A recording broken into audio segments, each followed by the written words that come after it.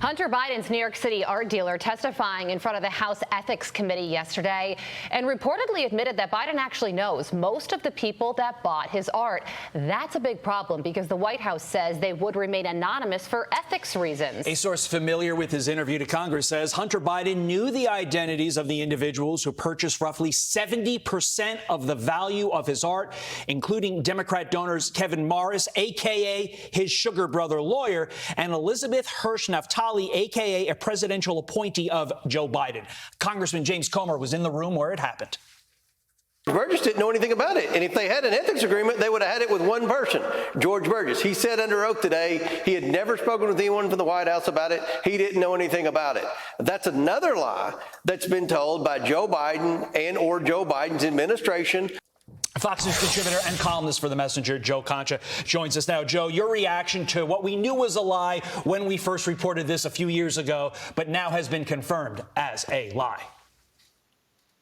Never heard the term sugar brother before. I've heard sugar mommy, so that's a new development. But levity aside, guys and girls, this is the least transparent administration we have seen in modern history. I mean, you need to hook a LoJack up to the defense secretary just to find him these days. And obviously they weren't very transparent about that as far as Lloyd Austin is concerned. And you got to love how Hunter Biden, an amateur artist, is somehow the next Da Vinci, except Da Vinci never made this kind of money. Here are the facts. An overwhelming majority of Hunter's so-called art has been purchased by Democratic donors, including one purchaser who was appointed by Joe Biden to a coveted commission post after she purchased Hunter's art for tens of thousands of dollars right after Joe Biden took office. So these are clearly not the blind purchases the White House said they were. In fact, Hunter knew the identities of the individuals who purchased roughly 70% of his art, most of whom are Democratic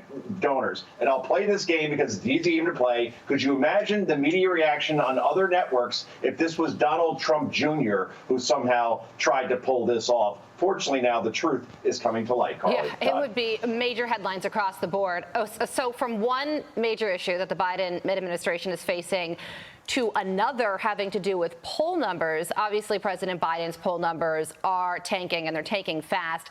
The View addressed this yesterday. They say the media is to blame. Watch this. There's this stark divide among young voters on the Israel-Hamas war, and they're going to abandon Biden over it. The other thing, these are just stats. It's a generational issue. You have kids that are 18, between 18 and 29. Nearly three-quarters of them disapprove of the way this administration. I know, but are they going to vote for Trump, who's going to take away their abortion rights? Important this issue is. Beware the media. That voting bloc has lots of issues that they want to address. Beware the media telling us what we're doing. Joe?